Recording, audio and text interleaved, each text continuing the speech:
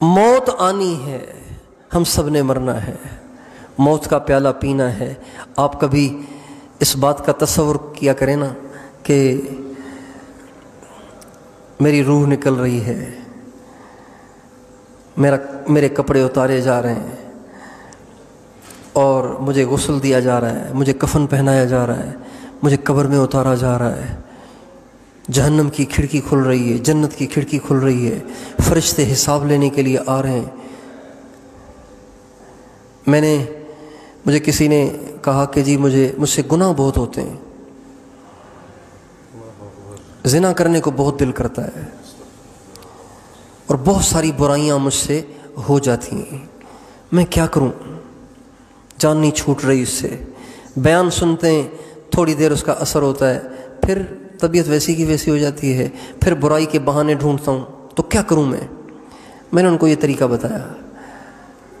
میں نے کہا ہمارے نبی کا ارشاد ہے، اکثروا ذکر ہاضم اللذات، خواہشات کو توڑنے والی چیز کو خوب یاد کرو، اور وہ موت ہے۔ ہمارے نبی نے فرمایا وہ موت ہے۔ چنانچہ جب ان کو یہ عمل بتایا تو 2 یا 3 دن کے بعد انہوں نے بتایا کہ اللہ کا شکر ہے، وہ ساری کیفیت اللہ نے ختم کر دی۔ اب تو اتنا ڈر لگتا ہے، جو ہی موت کو سوچنے بیٹھتا ہوں اتنا ڈر لگتا ہے کہ جیسے اب مرا۔ میرے دوستو، جب کوئی قریبی رشتہ دار مر جاتا ہے نا تو انسان کو موت بڑی یاد رہتی ہے۔ جس دن کوئی قریبی رشتہ دار مرا ہو اور دل کو اس کا صدمہ ہوا ہو، اس دن کوئی ننگی فلم دیکھتا ہے، اس دن کوئی ڈرامہ دیکھتا ہے، اس دن کسی کا گناہ کرنے کو دل کرتا ہے، اس دن کسی غیر محرم کو ٹک ٹکی باندھ کے دیکھتا ہے، اس دن بدماشی عیاشی کرتا ہے، اس دن برائی کی طرف دھیان جاتا ہے؟ نہیں جاتا، اس لیے کہ ابھی حادثہ پیش آیا تھا دوسرے کی موت کا۔ اپنی موت کو ہم اگر یاد کر لیا کریں تو دل ہمارا کتنا پاک صاف ہو جائے۔ اس لیے موت وہ چیز نہیں ہے کہ جس کو بھلا دیا جائے، موت کو یاد رکھنا چاہیے، کبھی بھی موت کو نہیں بھولنا چاہیے۔ حضور نبی کریم صلی اللہ علیہ وسلم کی یہ کیفیت ہوا کرتی تھی، ہر وقت آپ پر موت کی کیفیت طاری رہتی تھی۔ آپ کے ایک بہت پیارے صحابی ہیں حضرت اسامہ ابن زید رضی اللہ تعالی عنہما، انہوں نے ایک چیز خریدی اور جس سے خریدی اس کو کہا 1 مہینے کے بعد پیسے لے لینا۔ آپ علیہ السلام کو پتہ چل گیا کہ اسامہ 1 مہینے کی ادھار پر چیز خرید کے لایا ہے۔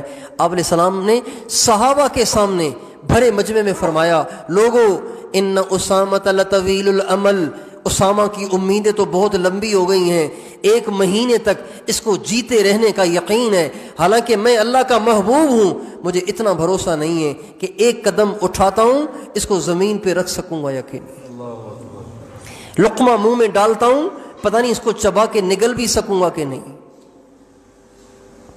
ہم کتنے موت سے غافل ہیں، کتنے قیامت سے غافل ہیں، کتنے جہنم سے غافل ہیں، کتنے جنت سے غافل ہیں۔ اس کا شوق تو ہے کہ میرا بنگلہ عالی شان ہو، جیسے ڈاکٹر صاحب والوں کو اللہ نے حجرہ دیا ہے نا، میرا بھی حجرہ ہونا چاہیے، 1 ایکڑ میں میرا بھی تو حجرہ ہونا چاہیے۔ بھائی 1 ایکڑ میں نہ صحیح تو آدھے ایکڑ میں تو کم از کم ہو، میرا بھی تو حجرہ ہو۔ اس کا شوق تو ہے کہ ہمارے پاس حجرے ہوں، ہمارے پاس بنگلے ہوں، ہمارے پاس گاڑیاں ہوں، ہمارے پاس کم از کم موٹر سائیکل تو ہو، میرے پاس بھی زمینیں ہوں، میرے پاس بھی بڑی ملازمت ہو، میری بھی بڑی ساری تنخواہ ہو۔